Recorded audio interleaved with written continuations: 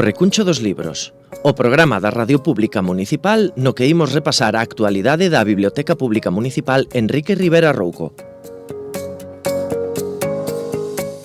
O Recuncho dos Libros, o espazo para a lectura de Radio Eume.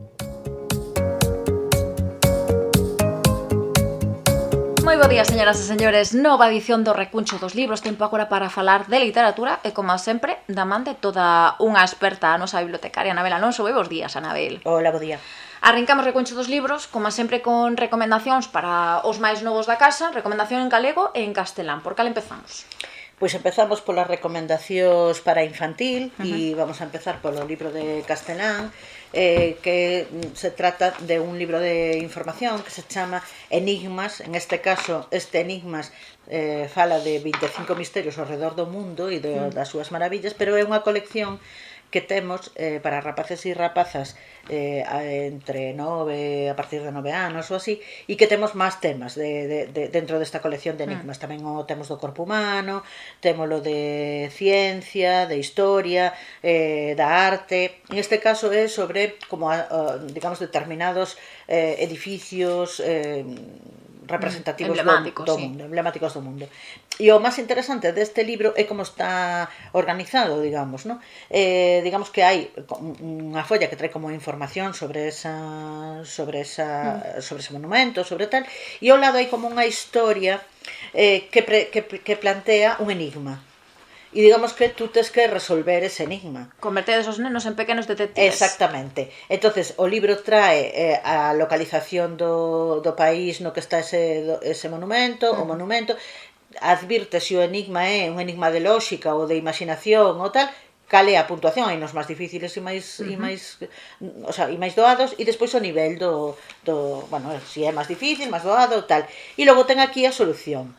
Digamos que a solución non se pode ver a simple vista, é unha especie de, xa ves aquí, unha especie de estrela azul que hai que ver con unhas gafas, con uns lentes azuis que trae o libro para saber a solución, digamos. Entonces é un libro como interactivo, de xogo, e no caso dos outros temas, o tema dos monumentos, no caso dos outros temas é exactamente igual. Propón unha serie de enigmas, non sei que, en cada sitio a maneira de descubrilo é diferente. Outros traen, pois, de gafas, traen outra cousa, e digamos que está agochada a solución de outra maneira distinta. Entonces, digamos que está gracioso porque bueno, aparte de que é un álbum bonito, con ilustracións bonitas, e sitios totalmente recoñecibles. Claro, sitios recoñecibles, pero que traen como anécdotas sobre eso que non son tan coñecidas e que é onde está gracia, o enigma, ¿no? Incluso se pode xogar co libro, porque como ten puntuación por cada enigma, digamos que podes ir escollendo enigma, o mellor, ¿no? E ir apuntando os puntos a ver quen consigue acertar máis. Estivenlle botando, tiñas razón, botando así un ollo a ese tipo de libros e demais, así que ten temáticas tan interesantes, ten de ciencia, de Fraga, misterios do Nadal, aquí de todo. Sí, pois nós temos como uns 6 títulos ou así, de arte, de ciencia, do corpo humano, de historia, de misterios no mundo, tal. Me parece que é unha cousa moi graciosa, moi divertida e unha maneira diferente de aprender cousas. Sí, tamén de iso, de chegar a lectura aos máis pequenos, non sempre, non da mesma man dunha historia básica sen ter que... Sí, e aprender moitas anécdotas e moitas cousas sobre determinados temas. E ímonos agora a proposta en castelán, que chega de dous grandes coñecidos, David Pintor e Carlos López, Pinto e Chinto, que nos traes? Realmente en galego, non en galego. Traigo pues un libro que me encanta, se chama O fabricante de sombreiros, que é para rapaces e rapazas de entre 6 e 8, e me encanta como, primeiro, me encantan as ilustracións como sempre, as de Pinto e Chinto, que son maravillosas, e despois como é o formato do libro, que é como trae un pequeno texto na páxina esquerda e unha ilustración na páxina dereita, e o pequeno texto fala dese sombreiro, do sombreiro. O fabricante de sombreiros fai un sombreiro para cada un. Pois mira, ahora abrimos aquí ao azar unha páxina e é o sombreiro do gondoleiro, que de cando en vez, se a góndola afunde, o propio sombreiro fai de góndola. Ou, por exemplo, o sombreiro do cabaleiro que se levanta para saludar sin que el teña que quitar as mans dos petos porque vai frío. Ou o sombreiro da bruxa que se pode poñer boca arriba e tamén vale como sitio onde preparar os brebaxes da bruxa ou tamén como unha vasoira voadora alternativa. Facías referencias a esas ilustracións, eses debuxos que claro, son moi típicos de Pinto e Chinto porque levan máis de 20 anos metidos neste mundo. O seu é debuxar e transmitir un montón de ideas e de historias pois iso a través temos dos debuxos. bastantes libros de Pinto e Chinto na biblioteca e este libro me recorda un pouco a un dos que temos que se chama Nicomedes o Pelado, que tamén é como que se vai poñendo unha páxina a páxina, vai poñendo unha perruca e son obxetos da vida cotidiana que lle fan de pelo, pois un ovillo de la ou un gato ou non sei, ou arame ou tal, e me parecen moi graciosos. Además tamén temos esa serie moi coñecida de A Estrambótica Historia de, e aí o Estrambótico Principiño, o Estrambótico todos Pinocho, todos contos tradicionais moi coñecidos e digamos que eles lles dan unha volta e os cambian e lles dan unha volta máis graciosa nun álbum grande con unhas ilustracións moi chulas. Son moi recomendables Pinto e Chinto e este libro a mí me parece unha delicia, verdad? É verdad. Ser é moi bonito, xa simplemente polas ilustracións e a portada que é preciosa. É moi bonito. E bueno, os textos me parecen como moi, casi parecen como, aunque é prosa, casi algo parecen como pequenos poemas, sí. Por exemplo, este que acabamos de abrir. Fabricou un sombrero de la tan perfecto que veaba, e se o contabas moitas veces, quedabas dormido. Son así como pequenos textos que casi son poemas, o sea, me parece unha preciosidade, a verdad. Non sei por que me dá que para público adulto hoxe non temos poesía. Pois non, para que público adulto que novidades temos? Dúas novelas, unha que é unha novela xa non actual, xa ten unhos anos, de Amelino Tom, Ácido sulfúrico, unha proposta en castelán. Temos algunhas máis novelas de Amelino Tom na biblioteca, bueno, unha autora francesa moi coñecida que ten todos os premios habidos e por haber, que naceu en Xapón e en moitas ocasións algunhas das súas novelas teñen que ver coa cultura xaponesa tamén. A súa primeira novela así grande éxito foi Estupor e temblores, novela que temos na biblioteca e que vos recomendo tamén encarecidamente porque está moi ben e aí fala, por exemplo, un pouco do modo de vivir xaponés. Pero neste caso este libro que vos traigo é moi interesante porque fala sobre os realities televisivos. Sí, bueno, pero este é un pouco heavy, un pouco reality distópico, digamos, bueno, simplemente secuestran prácticamente a xente na rúa e a meten neste programa televisivo e a xente vota si quere pois que esas persoas reciban torturas ou morran ou é un campo de concentración máis que un campo de concentración e vai enfrentando e a xente que ao mesmo tempo está éticamente horrorizada pola situación non pode deixar de ver eso e de votar. Entonces vai un pouco sobre esa cuestión do voyerismo, de estar aí que temos a veces, no, do morbo que nos provoca que ainda que éticamente nos pode parecer reprobable, logo caemos aí e nos vamos a ver esa imaxen que non deberíamos, abrir ese vídeo que non deberíamos, etc. Me parece moi interesante. A veces é lectura obligatoria nos institutos e creo que está guai que o sexa porque é un tema no que había que reflexionar bastante, a verdad. Chama a atención que ainda non fixera unha adaptación cinematográfica disto, No, pero me recorda un pouco a Black Mirror, sabes, a esta serie que fai un pouco, a veces tamén un pouco vai nesa línea, ¿no? De poñernos diante de cousas que aquí están levadas un pouco ao extremo, pero que realmente xa se dan un pouco na nosa sociedade, a verdad. O sea que, bueno, a verdad que me parece unha cousa bastante interesante. Suxerencia en galego? E en galego traigo unha novela de José Carou que se titula Ventre de Madeira e que gañou o premio Manuel Lueiro Rei de novela corta. E, bueno, Xosé Carou é profesor de filosofía e tamén novelista e poeta, tamén ten algúns libros de poesía.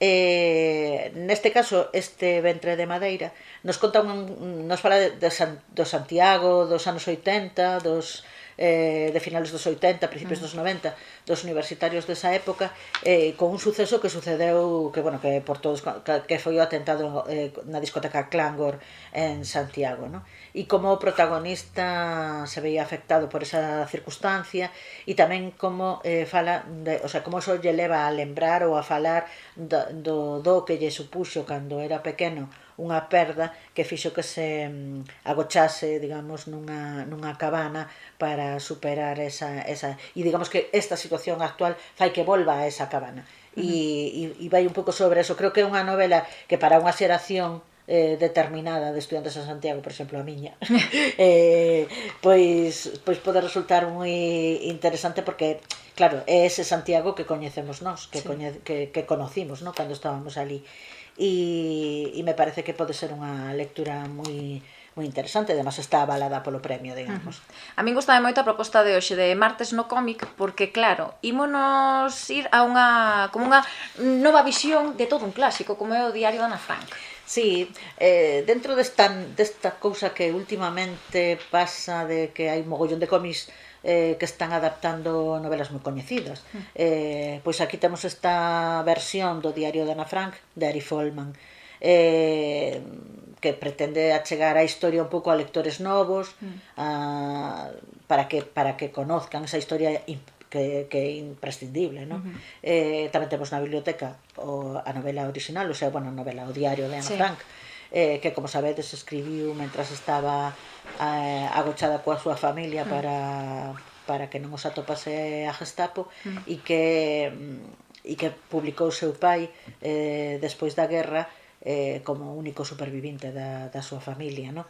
E bueno, me parece que está moi interesante velo, a mellor é máis doado de ler desde esta perspectiva de banda deseñada, e bueno, é algo que de cando en vez hai que volver aí, ¿no? Hai que botarlle un ollo, sí. Sí, a ver, a min espero que, bueno, non sei se cal é a tua opinión ao respecto, pero a mellor traducindo a cómics ese tipo de historias dá a sensación de que poden perder un pouquiño de intensidade. Pois eu non estou de acordo, porque estou pensando, por exemplo, en outros libros que naceron xa como cómic, como Palestina ou como Persépole, que contan cousas moi crudas e que non perden para nada todo o que de intensas e de directas á emoción teñen, ¿no? Entonces creo que non ao revés, pode ser que a ilustración incluso de un plus de carga emocional ao texto, ¿no? Dentro de que é un texto duro e tamén que todo o mundo coñece, porque ao final é unha historia que ainda que non a leras todo o mundo sabe de que vai, claro, todo o mundo, pois ao mellor hai unha película, seguro que moita xente a viu e digamos que se convertiu como en nun icono, ¿no? E a verdade é que me recorda en certa medida a Malala ou esta película reciente da nena palestina que chama Por teléfono, que tantos premios levou, que non lembro o título da película, que ao final é como a través das nenas, en este caso, percibimos moito mellor todo o terrible da historia, ¿no? Neste momento, además, que estamos vivindo pues, tan convulso, ¿no? Sí. Complicada agora a situación, e sempre está ben tamén que, por exemplo, a través dos libros pois se plasmen a realidade, o que temos a carón da casa. Sí. Ímonos con temas un poquinho máis agradables, porque vámonos de visita a través do noso patrimonio. Que nos recomendas esta semana? Pois recomendo-vos o Pazo de Meirás, que non está exento de polémica. E para poñelo en consonancia neste caso, aínda que, bueno, ven aquí a nosa sección de patrimonio, ¿no? É interesante en sí mismo porque é ben de interés cultural desde o ano 2008, pero para poñelo tamén en consonancia con Emilia Pardo Bazán, que foi que foi realmente a familia de Emilia Pardo Bazán a que levantou este pazo e ela viviu ali, e digamos que, bueno, toda esta cuestión literaria tan forte que ten Emilia Pardo Bazán está relacionada co Pazo de Meirás. E aquí recomendovos un libro que, aínda que é para infantil, creo que ao mellor tamén podría resultar interesante para un adulto, que é O voo da Curuxa, unha tarde con Emilia Pardo Bazán no Pazo de Meirás. Entón me gustaba esa relación entre a literatura e en este caso o Pazo de Meirás e bueno, evidentemente non nos podemos abstraer de toda a polémica Sí, bueno, que supuxo para claro, a familia Franco e demais, claro. Nese Pazo de Meirás había moitas pezas artísticas que además foron espolio de outros pazos ou de outras zonas. Lembremos que que había dúas estatuas do Pórtico da Gloria, me refiero que además, como ahora mismo o Pazo de Meirás admite visitas, pues tamén calquera que este interesado pode entrar na página web do Concello de Sada, donde podes concertar unha visita e ver o Pazo de Meirás por dentro. Hai un mapa e a verdade que ven moi sí, ben informado. moi ben explicado e además, bueno, que nos queda relativamente preto e me parece unha visión, unha visita interesante e además temos aí eso, pues a figura histórica de Emilia Pardo Bazán, que últimamente además recibiu tanta atención na súa obra, porque a merece, o sea, realmente é unha obra moi interesante. Tiveche a oportunidade de ir por Meirás, ti? Pois non, eu non fun a Meirás nunca, teño gana. Pois aí queda ese objetivo deste ano. Totalmente, porque me apetece, a verdade. Mércores de Entreversos, a quen nos propós esta semana, Anabel? Pois traigomos un libro de Xosé Carlos Caneiro, Despois de ti, a chuvia. Xosé Carlos Caneiro é un autor do que temos bastantes libros na biblioteca, tanto novelas como poesía, pero que neste caso este libro trae como un plus, digamos, porque trae un CD, non? Trae un CD no que Emilio Rúa, o cantautor, versiona estes poemas de Xosé Carlos Caneiro, non? Entón me parecía como bastante diferente e interesante, non? E, bueno, Emilio Rúa, además, seguramente moita xente xa o coñece porque tamén musicou a moitos poetas galegos, o sea que realmente fixo ten moitos discos baseados en poemas galegos e a Xosé Carlos Caneiro, que tamén ten 40.000 premios habidos e por haber de xornalismo, de novela e bueno, me parecía que ao mellor podía ser agradable ler os poemas e despois escoitalos feitos canción. A verdade é que a canción e o poema están moi preto, se non podemos decir casi que son a mesma cousa. Claro, mira aí Amancio Prada, o importante que é a cantidad de éxitos que ten gracias ás súas versións, non? Sí. Despois de música, despois de poesía, ímonos aos xoves do libro e peli e traesnos a última proposta de Alejandra Amenábar, basada tamén nunha figura importante. Aunque non digamos que non é que seña unha adaptación realista de todo, pero claro, pero nos plantea o personaxe literario, o sea, o autor máis importante de España, Cervantes, e ese episodio da súa vida un pouco escuro e pouco coñecido de cando estuvo prisioneiro en Arxel. Me parecía interesante porque, bueno, aínda que polo visto hai bastante fantasía aí, porque realmente non temos documentos, non coñecemos exactamente o que pasou nese cárcere de Arxel e además tamén os documentos que temos non son obxectivos, no sentido de que hai varios textos escritos, pero realmente se escribía como que pasaban moitas penalidades, pero a idea era para que a xente pagase os rescates e soltase a pasta, non? Claro. Entonces realmente se poñía seguramente peor do que estaban para que se pagase o rescate. Entonces, digamos que os textos que temos non son moi fiables. Tamén Cervantes escribiu sobre o seu a súa estadía en Arxel, pero tampouco se considera moi fiable porque digamos que aí el aparece como heroe de sucesivos intentos de escapar e tamén parece ser que era unha maneira como de xustificar bueno, o seu patriotismo, o seu heroísmo ou tal. Iso sí, foi cando estivo cautivo, cando comezou a pensar en el Quijote e demais. Claro, e despois que estuvo tamén no cárcere en España, foi cando empezou a escribir o Quijote tamén no cárcere, non? Bueno, digamos que a polémica da película está en toda esta cuestión de si Cervantes era ou non era homosexual, que tampouco nos dá igual, la verdad. Pero xa che digo, as entrevistas que lle fixeron a Amenábar durante a promoción, a maior parte parte das preguntas iban por aí, Claro, pero me parece lícito, además que un autor, un artista, pues escolla o que queira para, igual que falábamos a última semana sobre Cumbres Borrascosas, que tamén era unha versión, cada un ten a súa maneira de entender as cousas, pois estou igual. Creo que además é unha película que seguramente non vai a decepcionar no sentido de que é unha boa película e presta vela, e ao mesmo tempo, se nos podemos achegar de novo á obra de Cervantes, maravilla.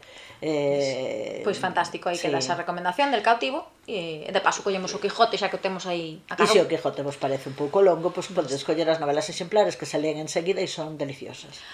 A semana pasada falábamos do autor do mes, que é Agustín Fernández Paz. Que nos contas hoxe deste autor? Quería traer un pouco, o sea, quería que pensáramos un pouco que na figura de Fernández Paz non solamente na cuestión literaria, sino na cuestión profesional. O sea, como profe que foi, ou como de licenciado en Ciencias da Educación e diplomado en Lingua Galega, e foi mestre moitos anos, pero traballou un montón coa Consellería de Educación, foi membro do Consello da Cultura Galega e traballou en moitos programas enfocados a promover a lingua entre os rapaces e rapazas novos, traballou en moitos textos para o cole, de textos escolares para aprender galego, e en moitísimas revistas de pedagogía, revistas de lingua galega, e entón me parecía interesante esa parte dun traballo super amplio dedicado tamén á divulgación, ¿no? A divulgación, a promoción da lingua, e como estuvo vencellado pois, a moitos institucións que traballan pola cultura galega, pola lingua galega, a maiores da súa obra literaria, que xa na súa obra literaria tamén ten está presente eso, ¿no? Pero tamén traballou directamente, digamos, promovendo todo eso. E unha cousa que me pareceu interesante, e además, mira, engancha con isto que estábamos, levou o premio Emilia Pardo Bazán, estamos falando antes de Pardo Bazán, polos libros de texto que escribía, sobre todo facendo fincapé en que non eran libros de texto sexistas, que ao mellor hoxe nos parece que é o lóxico, pero que, bueno, sí, que ao mellor hai 20 anos, 30 pues, en época de XB, pues non era tan habitual eso, e sí que eran sexistas os libros. Entonces que levase ese premio me pareceu interesante, e sabendo que además agora hai un premio literario para libros especialmente enfocados a contidos de igualdade que leva o seu nome. Pois a verdade que sí que é interesantísimo afondar un pouquiño máis non só na súa obra literaria, nesas que eran as flores radiactivas, creo que se titulaba un neles, ¿no? Que todos vimos na escola, on rapazas, e ver un pouquiño máis aló. Esta semana na nosa vila que nos traes? Que nos propós? Pois traigo un libro de fotografía, As pontes a ceo aberto, de Xulio Villanino, que estuvo unha temporada aquí nas Pontes facendo fotografías, e que, bueno, é un Villanino, é un fotógrafo de Foz que vive en Mañón. Sí. Tiveche a oportunidade de telo por aquí preto? O sea, sí. Tiveche falar con él, sí. Brevemente, pero sí. E, bueno, ten un montón de premios de fotografía, e ese libro especialmente me parece moi interesante. Que tipo de instantáneas podemos atopar neste caso en As pontes a ceo aberto, Anabel? Pois mira, hai de todo. Desde fotografías da Fraga, de festas, da mina, de paisaxes, e en xeral moitas fotografías protagonizadas pola xente. É importante, porque aquí temos moitas veces, moitas oportunidades de ver grandes paisaxes, pero que son os habitantes daqui das Pontes ou a vida rutinaria, a vida normal non está plasmada tampouco. Pois sí que ten moitas fotografías nas que se ve as cousas, pois a Feira do Grelo ou o día a día. Claro. Os acontecementos normais da vila, ¿no? E me pareceu interesante. E logo hai algunhas fotos, lembro ahora mesmo, por exemplo, unha que me encantou, que algunhas fotos moi artísticas. Hai unha foto do poblado, non estou segura se é o poblado da Fraga ou do Barreiro, que está feita que ten aí unhas liñas horizontais, moi cuadriculada, que me parecía estéticamente preciosa. Creo que é un libro para botarlle un ollo con calma se se quere disfrutar do placer de ver esas fotos que teñen que me parecen moi artísticas e con espacios que coñecemos. Claro, que ademais pode ser que nos aporta unha perspectiva distinta que estamos acostumbrados. Claro. Seguramente porque non sei se polo feito de non ser das Pontes a veces ves as cousas con outros ollos, non? Algo que nos vemos todos os días non lle apreciamos a beleza ao mellor, non? Eso a veces nos pasa cando vamos de viaxe fora, que logo de repente, como levamos unha semana poñendo ollos de turista, de repente volvemos a casa e por un breve momento ves a túa casa con ollos de turista tamén, non? E a veces aprecias esas cousas, esos pequenos detalles que atopamos pola rúa e que nos parecen tan importantes e tan interesantes. Pois así, despois das introducións telefónicas que xa están aí solventadas, que non hai problema ningún, estas son cousas que pasan. No directo, isto o que ten. Esta semana tamén temos Xoves na Biblio, interesante proposta que nos chega, porque temos unha bella coñecida como Gemola, que aquí ten moitísimos fans, moitos nenos e nenas que lles encanta esta rapaza, e que nos vai traer. Pois algo un pouco diferente ao que traemos outras veces, non? Nos vai a traer un libro que acaba de publicar e vamos a facer a presentación do libro e tamén unha especie de pequeno obradoiro sobre ese libro. A onde nos vamos? A Casa do Peso ou facedela aquí na biblioteca? Vamos a facer aquí na biblioteca, como ten esta parte como de presentación e despois a parte, como xa fixemos noutras ocasións, vamos a facelo aquí na biblioteca. Presentaremos o libro, O Saltamontes Aventurero, e despois haberá un pequeno obradoiro para rapaces e rapazas a partir de 3 anos. Toca apuntarse, non? Porque cada vez que facedes obradoiros o espazo non é moi... Bueno, pero neste caso, como é unha presentación dun libro, vamos a supoñer que vamos a ter espacio para todos. Bueno, pois aí queda esa invitación, xoves 6 da tarde aquí na biblioteca, chega Gemola co seu último traballo, óleo Saltamontes Aventureiro, con obradoiro incluído, seguro que do máis entretido e interesante.